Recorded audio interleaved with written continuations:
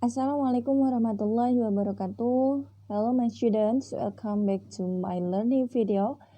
Now I want to explain about circulatory system atau sirkulasi darah, sistem peredaran darah. This material is for science grade 8, so keep watching.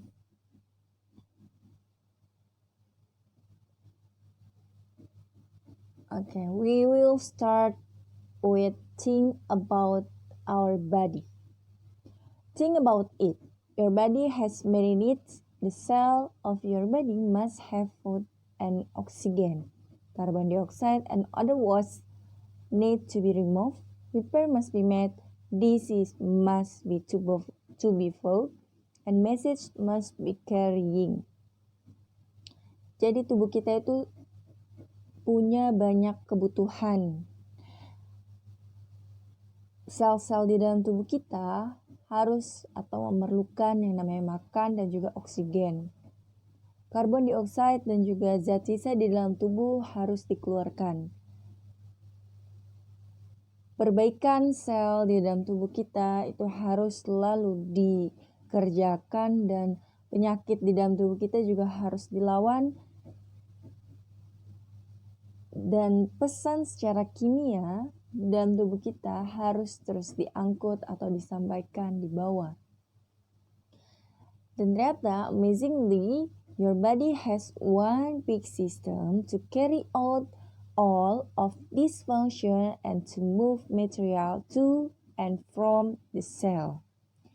Luar biasa, tubuh kita ini punya satu sistem yang sangat besar untuk mengangkut itu semua, ya, untuk mengangkut fungsi yang tadi sudah saya sebutkan atau memindahkan materi dari maupun ke dalam sel kita.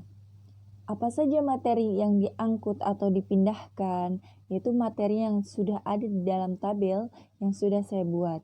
Seperti oksigen. Oksigen itu ditransport dari paru-paru menuju ke sel di seluruh tubuh kita. Maupun karbon dioksida. Karbon dioksida itu dari seluruh tubuh di dalam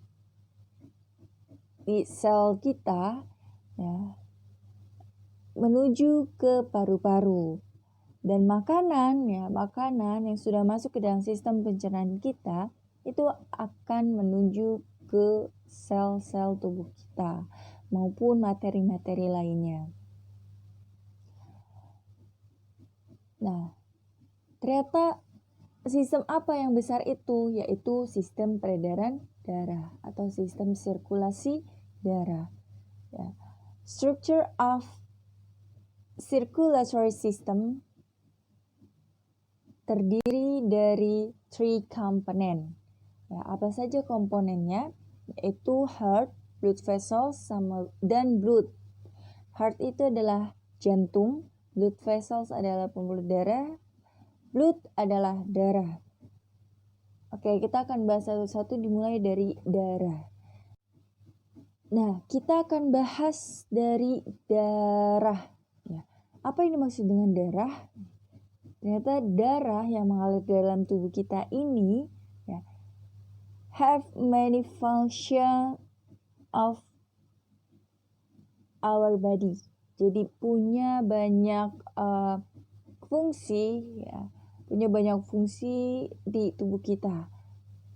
What the function? Okay. Function of blood yang pertama itu adalah carries oxygen and carbon dioxide, ya, membawa oksigen dan juga karbon dioksida atau dioksida, dissolve food substance to the cell atau membantu penyerapan zat makanan ke dalam sel-sel kita, carries chemical message which to growth, reproduction, and day-to-day balance of your body, atau membawa, ya, mengangkut pesan secara kimiawi yang dibutuhkan untuk tumbuh, terus juga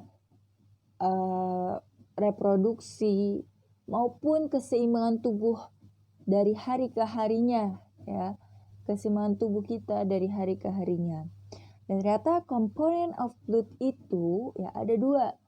Blood itu atau darah itu punya dua komponen, yaitu plasma and blood cell. What is plasma and blood cell? Okay. Plasma is the pale yellow liquid. Jadi plasma adalah cairan yang berwarna kuning kepucatan. Ya.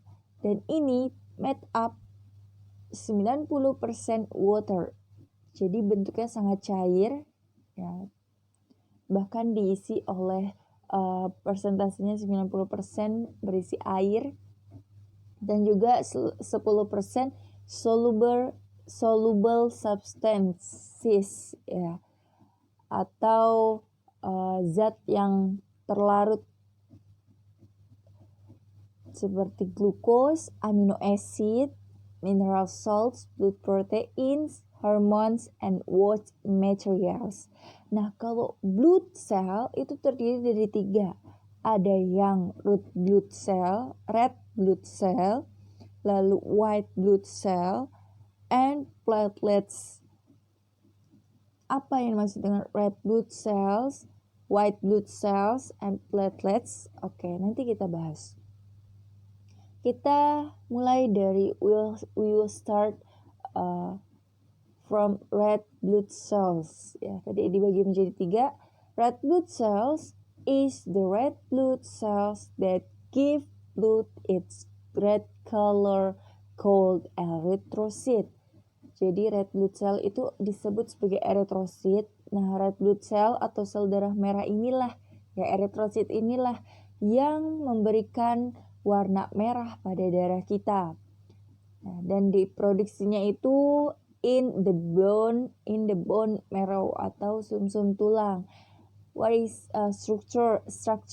Nah, strukturnya itu terdiri dari biconcave in shape, jadi bentuknya biconcave, have no nucleus, tidak punya nukleus, have hemoglobin, memiliki hemoglobin, dan elastik, ya, elastik bahkan bisa melewati through small blood cell, ya. Saking elastisnya dia bisa melewati yang namanya saluran, ya, atau pembuluh darah yang sangat kecil.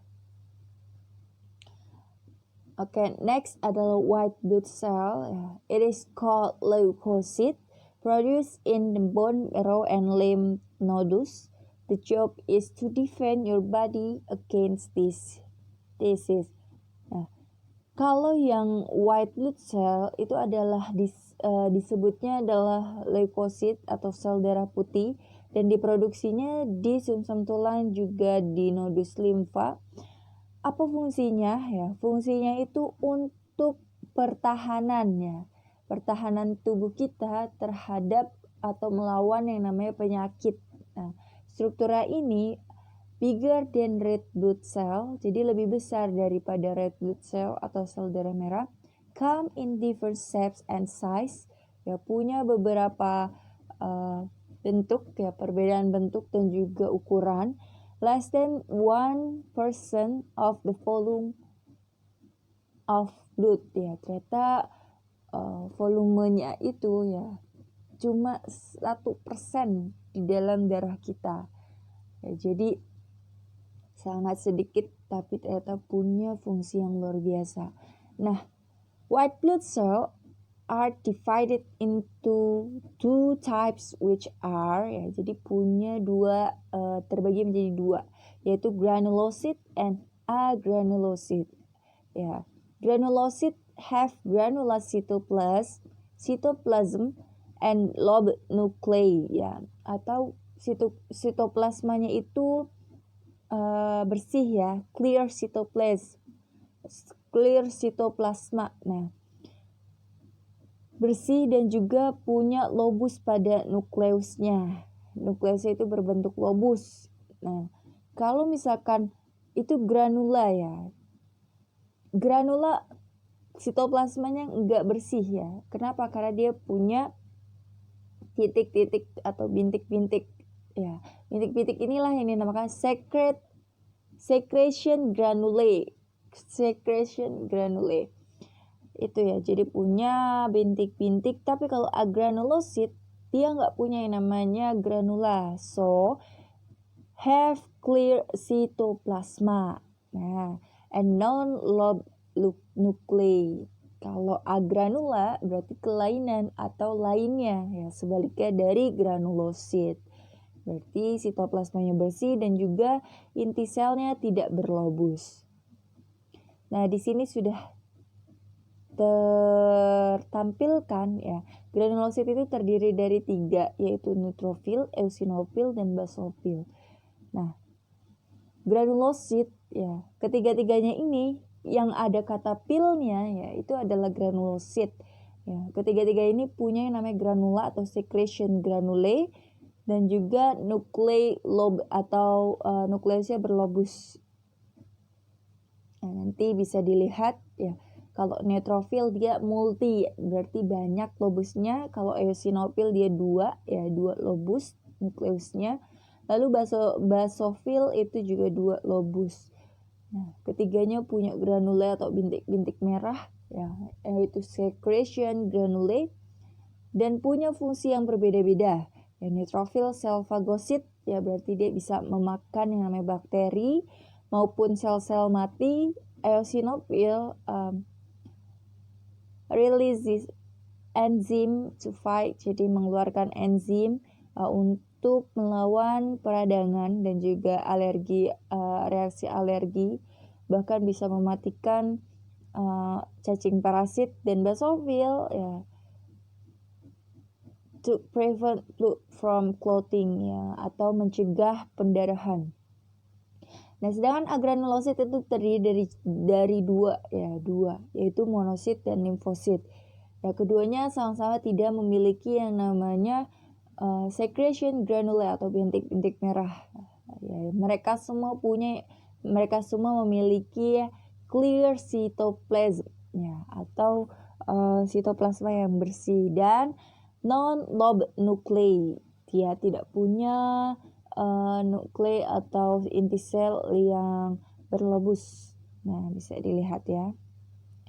Monosit juga fungsinya untuk sel fagosit, sedangkan limfosit ya to produce immune response ya. Jadi antibodi di dalam tubuh kita itu diproduksi di limfosit juga.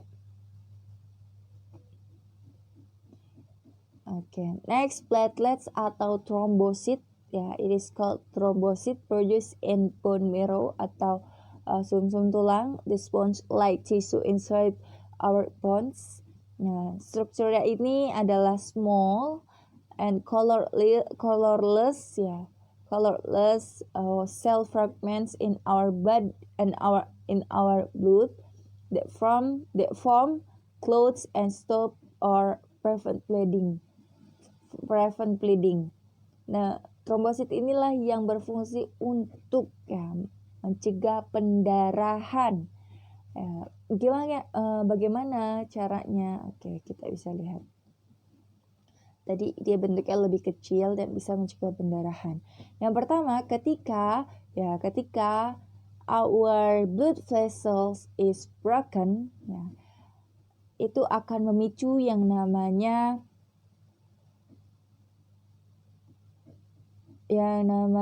chemicals ya, release chemicals called clotting factors. Nah, atau memicu faktor ya, clotting factors secara kimia ya, tadi membawa pesan secara kimia. Nah, ketika our blood vessels is broken ya, it is triggers platelets ya, jadi memicu trombosit ya untuk secara cepat mengarah ke blood vessels yang broken atau yang rusak. Ketika trombosit mengarah ke blood vessel yang rusak ya, atau pembuluh darah yang rusak, dia akan mengeluarkan chemical ya, pesan secara kimia yang dinamakan clotting factors. Nah, clotting factors, jadi clotting factors inilah pesan secara kimia akan mengaktifasikan ya mengaktifasikan yang namanya protrombin. Nah, protrombin. Ya. Pesan secara kimia atau kimiawi yang ada di zat-zat kimia yang ada di dalam tubuh kita itu seperti kalsium ion dan juga vitamin K. Ya, keduanya akan menjadi aktivators untuk mengaktifkan protrombin lalu menjadi trombin. Nah, trombin aktif akan mengubah ya, fibrinogen menjadi fibrin. Nah, fibrin inilah yang akan mengikat atau menyumbat darah untuk tidak keluar kembali. Ya, jadi rangkaiannya seperti itu. Melibatkan kalsium ion dan juga vitamin K mengaktifkan protrombin menjadi trombin, lalu fibrinogen menjadi fibrin. Nah, fibrin inilah fibrin strands ya, itu akan mengikat darah di sekitar area yang luka sehingga tersumbat. Dengan begitu tidak ada lagi ya darah yang keluar. Atau fibrin forms a mass to stop bleeding. Ya, jadi akan men-stop ya atau menyumbat tadi ya, menghentikan pendarahan. Ya, itu dari healing wounds. Jadi ternyata trombosit punya fungsi yang luar biasa di dalam tubuh kita. Ya, padahal dia strukturnya itu adalah kecil ya, small. Lagi-lagi kita nggak boleh menyepelekan hal-hal kecil ya di dalam tubuh kita yang ternyata impact-nya itu luar biasa. Baik, itu saja di bagian pertama pada circulatory system. Ya, stay tune in part 2. Oke, kurang lebih mohon maaf dari Miss. Wassalamualaikum warahmatullahi wabarakatuh.